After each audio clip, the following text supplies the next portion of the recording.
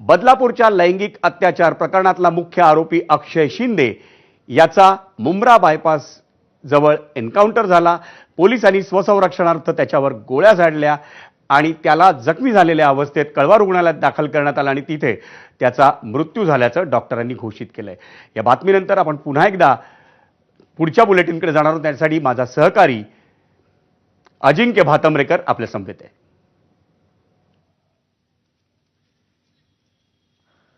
बदलापूरमध्ये 2 चिमुकल्यांवर अत्याचार करणाऱ्या अक्षय शिंदेचा एन्काउंटर झालाय आणि एका दुसऱ्या गुन्ह्यामध्ये अटक करण्यासाठी अक्षय शिंदेला जेलमधून नेलं जात असताना ही सगळी घटना घडलेली आहे।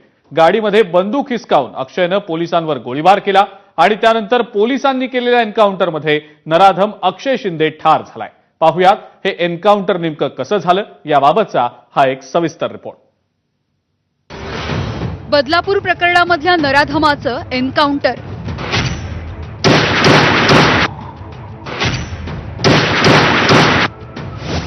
बंदूक हिसकावून अक्षयचा गोळीबार, एक पोलीस जखमी। 2 चिमुकल्यांवर अत्याचार करणारा नराधम ठार।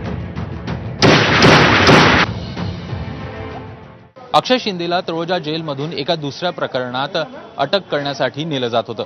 त्यातच गाडीत पोलिसांची बंदूक हिसकावून अक्षय शिंदेनं गोळीबार केला आणि ह्या गोळीबारामध्ये एक पोलीस जखमी देखील झाला।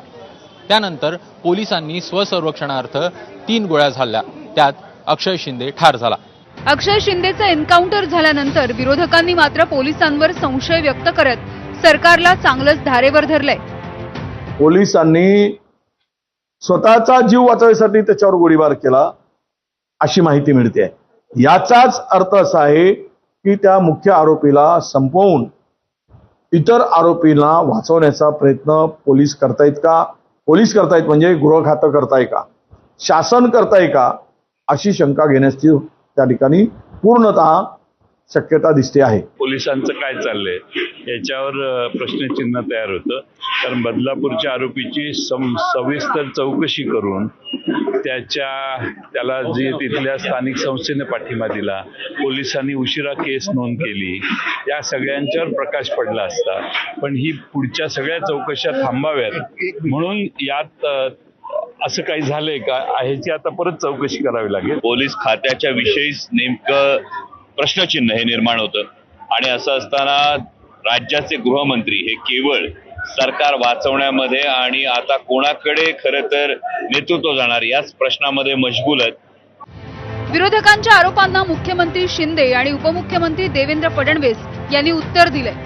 अरे ज्यांनी या लहान बच्चूवर अन्याय केला त्यावेळेस विरोधक सांगत होते याला फाशी द्या आरोपीला। आता तेच विरोधक जर त्याची बाजू घेत असतील आरोपीची, ज्यांनी जे अतिशय माणुसकीला काळीमा फासणारं कृत्य केलं, तर मग हे तर दुर्दैव है। अपोजिशन हर तरीके से हर चीज पर सवाल उठाता है और यही अपोजिशन है जो बार बार बोलता था फांसी दे दीजिए। वही अपोजिशन जब पुलिस के ऊपर गोली चलाई जाती है तो पुलिस अपना रक्षण करेगी या नहीं करेगी। मुझे लगता है कि इसके ऊपर इस प्रकार से विवाद करना बहुत गलत है। 2 चिमुकल्यांवर अत्याचार झाल्याचं समजताच महाराष्ट्रभर संतापाची लाट उसळली। बदलापुरात तर आंदोलनाचा आगडोम उसळला। संतापलेल्या आंदोलकांनी ठिय्या मारत रेल्वे रोखून धरली, तेव्हा पोलिसांना लाठीमारही करावा लागला।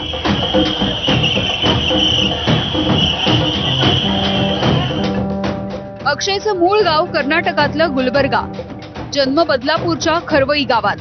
अक्षय शिंदेचं वय 24, शिक्षण 10वी पर्यंत। अक्षय शिंदे बदलापूरच्या संबंधित शाळेचा शिपाई होता। याआधी अक्षय एका इमारतीमध्ये सुरक्षा रक्षक म्हणून काम करायचा। कंत्राटदार कंपनीमार्फत शाळेमध्ये शिपाई म्हणून त्याची नेमणूक झाली। अक्षयची 3 लग्न झाली आहेत, तर 3ही बायका त्याला सोडून गेल्याची माहिती मिळतेय। अक्षय शिंदेला अटक झाली, त्याचा खटलाही सुरू होता।